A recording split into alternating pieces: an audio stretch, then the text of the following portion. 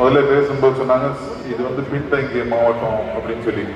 இத்தனை ஆட்சிக்கு அப்புறம் இது பின்தங்கிய மாவட்டம். எப்பேற்பட்ட ஒரு பெருமை வாய்ந்த ஒரு மாவட்டம் வீரமங்கை வேலுநாச்சியாரோட மாவட்டம், மருது சகோதரருடைய ஒரு மாவட்டம். ஆனா இன்னைக்கு பின்தங்கி இருக்குன்னு சொல்றாங்க. இது ஒரு முன்னோடி மாவட்டமா மாத்துறதுக்கு இந்த 4 சட்டமன்ற உறுப்பினர்களும் ஒன்றிணைந்து ஒவ்வொரு தொகுதியையும் ஒரு முன்னணி தொகுதியா மாற்றுவோங்கிற நம்பிக்கை எனக்கு இருக்கு. ஏன்னா நீங்க தேர்ந்தெடுத்த ஒவ்வொரு சட்டமன்ற உறுப்பினரும் ஒவ்வொரு நாளும் மக்களுக்காக உழைச்சிக்கிட்டு இருக்காங்க. சிவகங்கையிலையும் சரி, திருப்பத்தூர்லையும் சரி, மானாமதுரையிலையும் சரி, காரைக்குடியிலையும் சரி. தலைவர் எங்களுக்கு கொடுத்த வாய்ப்பை, நீங்க எங்களுக்கு கொடுத்த வாய்ப்பை உங்களுக்காக உங்களுடைய உழைப்பை கொடுப்போம் நீங்க உறுதியளிச்சு. இந்த தமிழக அரசு மாண்புமிகு தமிழக முதலமைச்சர் பொறுப்பேற்று முதல் நாளே 717 மதுக்கடையில க்ளோஸ் பண்ணாங்க. பெண்கள் பாதுகாப்பை உறுதி செய்வதற்காக சிறப்பு படை சிறப்பு படைய சிங்கப்பன் சிறப்பு அதிரடிப்படையை உருவாக்கினாங்க. காலங்காலமாக சூறையாடப்பட்டு இருந்த கனிம வளத்தை வந்த 30 நாள்ல கிட்டத்தட்ட 67 குவாரிகளை மூடினாங்க மாண்புமிகு தமிழ்நாடு முதலமைச்சர். அதுபோக 180 அந்த கல்குவாரிகள்ல அவங்க மேல நடவடிக்கை எடுத்துக்கிட்டு இருக்கோம். அந்த 67 போக அதை விட ஒரு வரலாற்று சிறப்புமிக்க ஒரு அரசாணையை மாண்புமிகு தமிழக முதலமைச்சர் போன வாரம் சொன்னாங்க. வெளி மாநிலங்களுக்கு கடத்தப்படும் கனிமங்களை தடுக்கிறதுக்கும் நமக்கு தேவையான மினரல்ஸ் கிடைக்கிறதுக்கு ஒரு தடையை தைரியமா இது நம்ம முதலமைச்சர்னால மட்டும்தான் பண்ண முடியும். இது வரைக்கும் வரலாற்றில் இது யாருமே பண்ணலை அப்படிங்கிறது ரொம்ப பெருமையோட சொல்லிக்கிறேன். நான் சொன்னது சிலர் தான். இதெல்லாம் இந்த 80 நாள்ல நடந்த சில சாதனைகள். ஒவ்வொரு நாளும் நம்ம தமிழக முதலமைச்சர் சாதனை பண்ணிக்கிட்டே இருக்காங்க, மக்களுக்கு நல்லது செஞ்சுட்டே இருக்காங்க. அதே மாதிரி மாண்புமிகு அமைச்சர் பெருமக்களும் சரி, மாண்புமிகு சட்டமன்ற உறுப்பினரும் சரி, ஒவ்வொரு நாளும் தன்னுடைய உழைப்பை மக்களுக்காக கொடுத்துக்கிட்டு இருக்காங்க. தமிழகத்தோட பொற்கால ஆட்சி, எல்லாரும் கனவு கண்டிருந்த எதிர்பார்த்திருந்த பொற்கால ஆட்சி இப்ப நடந்துகிட்டு இருக்கு.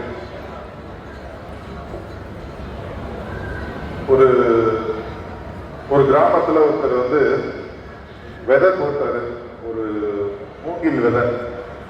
அந்த மூங்கில் பேர் வந்து சீன மூங்கில் சொல்லுவோம். விதை போட்டாரு. எல்லாரும் கேட்டாங்க, நல்ல பயனுள்ள விதைகளை விதைக்காம எதுக்கு இந்த விதை மூங்கில் விதை போய் விதைக்கிறீங்க? இல்ல மூங்கில் தேவை தானே அப்படின்னு சொல்லிட்டு அவர் விதைச்சிருக்காரு. ஒரு வருஷம் ஆச்சு, ஒரு இலை கூட விடல. எல்லாரும் சொன்னாங்க, நீ ஒழுங்கா மத்தது ஏதாவது போட்டிருந்தா நேரம் வளர்ந்துக்கு, நெல் போட்டிருந்தா கூட உனக்கு பிரயோஜனமா இருக்கும், எதுக்கு மூங்கில போட்டேன்னு சொன்னாங்க. அவர் பொறுமையா இருந்தார் அந்த விவசாயி. 2வது வருஷம் முடிஞ்சிச்சு, அப்பையும் ஒரு இலை கூட விடல. 3வது வருஷம் ஆச்சு,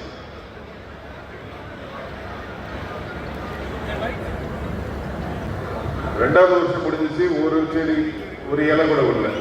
எல்லாரும் கேட்டாங்க, 2 வருஷமா சும்மா இப்படி நிலத்தை போட்டு வச்சிருக்கேன். அவர் பொறுமையா இருந்தார். இல்ல வரும், வளரும். 3வது வருஷம் ஆச்சு, 4வது வருஷமே ஆயிடுச்சு, ஒரு துளிர் கூட விடல. அப்பையும் அந்த விவசாயி மனசு விடல, பொறுமைதான் இருந்தது. 5வது வருஷம் ஆச்சு. 5வது வருஷம் ஆனோடனே கிட்டத்தட்ட 6 வாரத்துல 90 அடி உயரம் வளர்ந்துச்சு. 6 வாரங்கள்ல, சில வாரங்கள்லயே 90 அடி உயரம் வளர்ந்துச்சு. அப்பதான் எல்லாரும் புரிச்சு, இதுக்காக தான் நீ இவ்வளவு நாள் வெயிட் பண்ணிட்டு இருந்தியா அப்படின்னு ஒரு காடையே உருவாக்கிட்டாரு, மூங்கில் காடை. இந்த கதை எதுக்கு நான் இப்ப சொல்றேன்னா, திடீர்னு கட்சி ஆரம்பிச்சாரு, 2 வருஷத்துல ஆட்சியை பிடிச்சாரு. இல்லவே இல்லை, 30 வருஷமா மக்கள் சேவை, ரசிகர் மன்றத்துல இங்க இருக்க இந்த மாவட்ட செயலாளர் திரு முத்துபாரதி இருக்கட்டும், திரு ஜோசப் சங்கராஜா இருக்கட்டும், இந்த மாதிரி பல நிர்வாகிகள் தளபதி வந்து 30 ஆண்டு காலமா சின்னதா சேவைகளை மக்களுக்கு நல்லதை செஞ்சு ரசிகர் மன்றம் வந்து பின்னாடி அந்த மக்கள் இயக்கமா மாறி அவங்களுடைய வேற அந்த 5 வருஷம் அந்த மூங்கல் செடி என்ன பண்ணிட்டு இருந்துச்சு, வெளியில வளரல, கீழே வளர்ந்துகிட்டு இருந்துச்சு. கீழே 5 வருஷம் அது ஃபுல்லா வேர் விட்டு 6 வாரத்துல 90 அடி வளர்ந்தோம்னா அந்த 90 அடி மரத்தை அது பிடிக்கணும்னா வேறு ஸ்ட்ராங்கா இருக்கணும்.